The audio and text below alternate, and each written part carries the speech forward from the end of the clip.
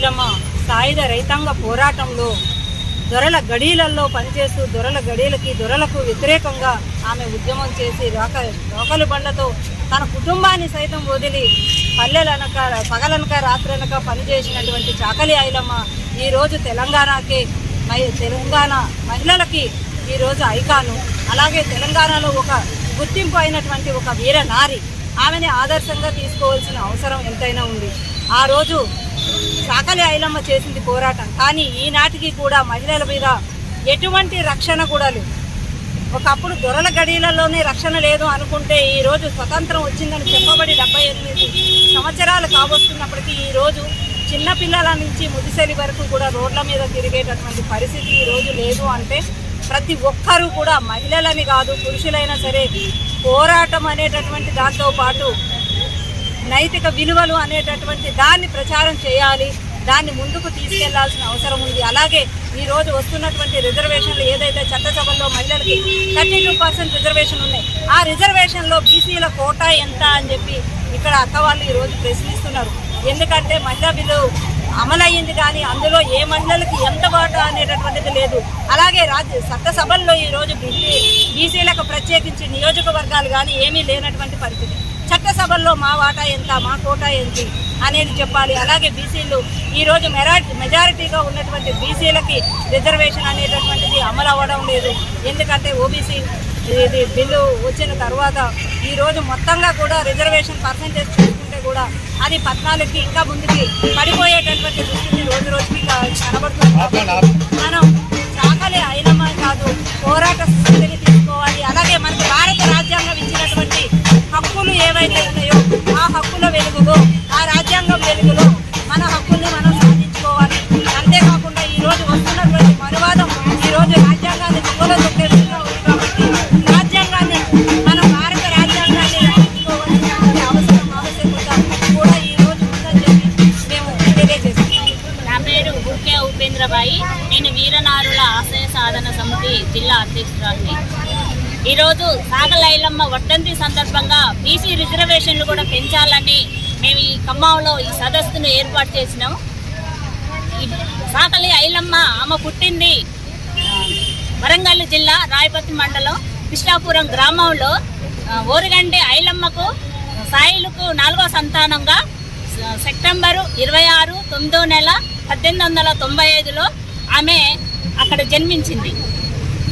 ఆమెకు పాలకుర్తికి చెందిన చిట్యాల నసయ్యతోటి బాల వివాహం జరిగింది. ఆమెకు 5 కొడుకులు 2 బిడ్డలు. ఆమె కులవృత్తే జీవన ఆధారం. ఆ చాలా పేద కుటుంబంలో పుట్టిన చాకలి ఐలమ్మ భూమి కోసం, ముక్తి కోసం, వెట్టి చాకరి విముక్తి కోసం పోరాటం చేసిన చాకలి ఐలమ్మకు ఇలా నిజమైన ఘనమైన నివాళులు అర్పిస్తున్నా మా మహిళా సంఘం తరఫున. ఇవాళ మా బీసీకి రిజర్వేషన్లు అంటారు 33%. ఎవరికి ఇస్తున్నారు బీసీ రిజర్వేషన్లు అంటున్నారు అనటమే కానీ మాటలే కానీ చేతలు. ఈ పాలకులను అడుగుతున్నాం ఒకటే, ఏమని అడుగుతున్నామంటే మహిళల మీద అత్యాచారాలు జరుగుతున్నాయి. ఘోరమైన ఎస్టీ ఎస్సీ బీసీ మైనార్టీలకే ఈ అత్యాచారాలు జరుగుతున్నాయి. కనీసానికి ఎవరు కూడా స్పందించని పాలకులు మారుతున్నారే కానీ ప్రభుత్వాలు మారినా కూడా మహిళలకు రక్షణ లేదు. ఈ రోజు కూడా మహిళలకు రక్షణ లేకుండా అయిపోయింది. ఒంటరిగా ఆడది వెళ్ళి అర్ధరాత్రి ఒంటరిగా ఆడది నడిచిన రోజే నిజమైన స్వాతంత్రం అన్నారు. ఇలా పట్టపగలు కూడా తిరగలేని పరిస్థితి. అందుకనే మేము ప్రభుత్వాన్ని ఒకటే డిమాండ్ చేస్తున్నాం, ఈ ఇప్పటికైనా ఈ ప్రభుత్వం గుర్తించి మా మహిళలకు రక్షణ కావాలి, మా చట్టాలు ఏర్పరచాలని మీ సందర్భంగా కోరుకుంటున్నాం. నా పేరు దాసోస్ లలిత, రచయిత్రిని. ఈరోజు చాకలి ఐలమ్మ వర్ధంతి.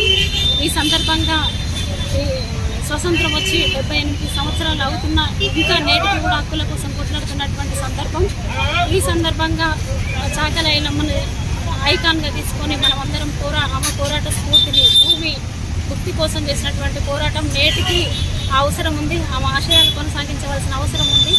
అట్లానే పాలక రంగాలలో ఉన్నటువంటి హక్కులు బహుజన మహిళలకు దక్కట్లేవు. దానికోసం మళ్ళీ ఒక పోరాటం రూపాలు తీసుకోవాల్సినటువంటి ఆవశ్యకత ఏర్పడ్డది.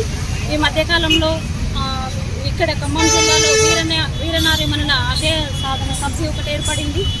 వాళ్ళకు శుభాకాంక్షలు తెలియజేస్తూ హైదరాబాద్లో కూడా మహిళా రాజకీయ రిజర్వేషన్లు, బీసీ మహిళా కోట అని చెప్తూ బీసీలకు మేమెంతో మా వాటా అంత అని చెప్తూ మొత్తం మహిళల కోసం అనేక పోరాటాలు మన ముందు కనపడుతున్నాయి. ఆ పోరాటం వాళ్ళ ప్రాణత్యాగాలు, తర్వాత సాయుధ రైతాంగ పోరాటంలో పాల్గొన్న ఆమె జీవిత చరిత్రను పాఠ్యాంశాలుగా రావాల్సిన అవసరం ఉంది. ఆమె జీవిత చరిత్రను దేశవ్యాప్తం చేయవలసిన అవసరం ఉంది. ఆమెను ఐకాన్గా చూపిస్తూ ఆమెను ఐకాన్గా చూపిస్తూ చట్టసభలలో ఇంకా అనేక జీవోలు పొందుపరచవలసిన అవసరం ఉంది.